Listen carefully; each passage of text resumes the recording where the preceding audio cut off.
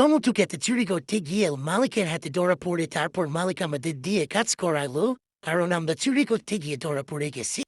Hello guys, আসসালামু আলাইকুম। সবাই কেমন আছেন? আশা করি ভালো আছেন। তো আজকে বাড়ির সামনে চলে গেছিলাম নানুর ফার্মে, গরুর ফার্মে। এবার ওইখান থেকে পেয়ারা গাছ থেকে পেয়ারা পারলাম, পেয়ারা খাইলাম। আর আমাদের জন্য পেয়ারা একটাও বড় হয় না, যাই হোক। তারপর পেয়ারা গাছের নিচে থেকে আরেকটা ছোট বড়ই গাছ। তো এখান থেকে তো বড়ই খাইতেই হবে, যেখানে আমি যাই সেটা তো কিছু না কিছু খাইতেই হবে। তারপর এখান থেকে কয়েকটা বড়ই পারলাম, বড়ই ভাইরা বড়ই খাইলাম। আর তারপর যাচ্ছি টেমোটো চুরি করতে। আর এখান থেকে আমরা নদীর পার দিয়ে যাচ্ছিলাম। নদীর পার হতে গিয়ে আমার খালামণি টুস করে পড়ে গেছে। আর আমাদের সিফাতমণি দেখেন কি সুন্দর ঢুকে নদী পার হচ্ছে। আর আমরা দুই পাশ দিয়ে দুইটা নদী আর মাঝখান দিয়ে আমরা হেঁটে হেঁটে যাচ্ছি টমেটো চুরি করার উদ্দেশ্যে। আমাদের পাক বাহিনীর দল নিয়ে চলে যাচ্ছি যুদ্ধ করতে। তারপর সামনে দেখলাম সরিষা ফুল। আর এখানে একটু ঢং করলাম। আর আমরা যুদ্ধের উদ্দেশ্যে যাচ্ছি। আমাদের লক্ষ্য হচ্ছে টমেটো, যেভাবে হোক চুরি করতেই হবে। যাই হোক, টমেটো ক্ষেতে আইসা দেখি টমেটো ক্ষেতের যে মালিকে তার জমিতে পানি দিচ্ছে।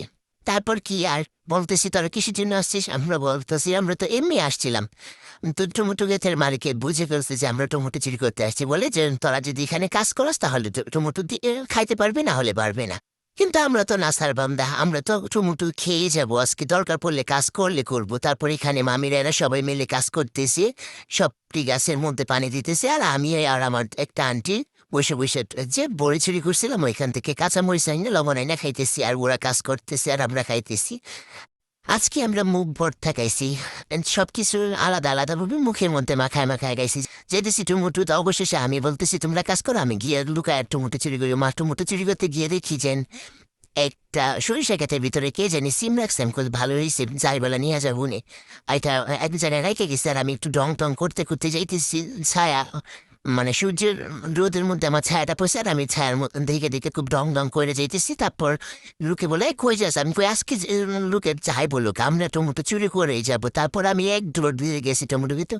আমি যাওয়ার পরেই দেখি যে পিছনে সবাই আসতেছে, আজকে টমেটো খাবো। আচ্ছা, সাথে টমেটো ক্ষেতের মালিকও আসছে আমাদের সাথে, যে আমরা কয়টা টমেটো চুরি করি বা কয়টা নিয়ে এটা দেখার জন্য। ও মাই গড, আইসা তো দেখি টমেটো গ্যাসের একটা টমেটো পাকনা না, সবগুলো কাঁচা বর্বর।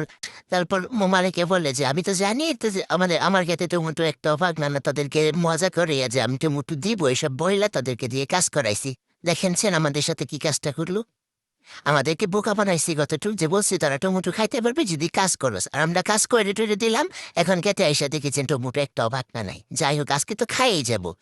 দেখা দুইটা হালকা হালকা বাকনা হয়েছে, দুইটা এরকম দেখা আমি নিলাম। নেওয়ার পর বলতেছি আমরা খাইয়ে যাবো আজকে, যদি টমেটো কাঁচা খাইতে হয় তাও কাঁচা খাবো। তো আমরা মানে আমাদের উদ্দেশ্য আজকে, মানে আমার লক্ষ্য আজকে পূরণ করেই যাবো। দুইটা টমেটো এলাম আর ওরাও একটা দুইটা করে নিয়েছে, খুঁই জায়গায় যাবাই করছে। আর এই যে দেখেন কত সুন্দর টমেটো হয়ে আছে। আর এখানে ধনে পাতা, মানে ওই খেতে মানে টমেটো খেতের সাথেই ধনে পাতা হয়েছে। তাহলে আজকে অনেক মজা করে মুখ ভর্তা গাইছি, ধনে পাতা মুখে দিছি, লবণ মুখে দিছি। আর দেখেন এখানে ওই চুন্নিরা কি করতেছে। আইসা চুরি করে আইসা মানে মাঠের মধ্যে লেঠায় বৈশা যে বা পারতেছে, যেমন পুষ্কু করে খাইতেছে। আমার একবার স্বাদ বোঝেন এটাও না, ওরা এত হারামিন দেখছেন। যাই হোক, আজকে আমরা চুরি করে সফল হয়েছি, এটাই অনেক। সবাই ভালো থাকবেন, সুস্থ থাকবেন, আল্লাহ হাফেজ।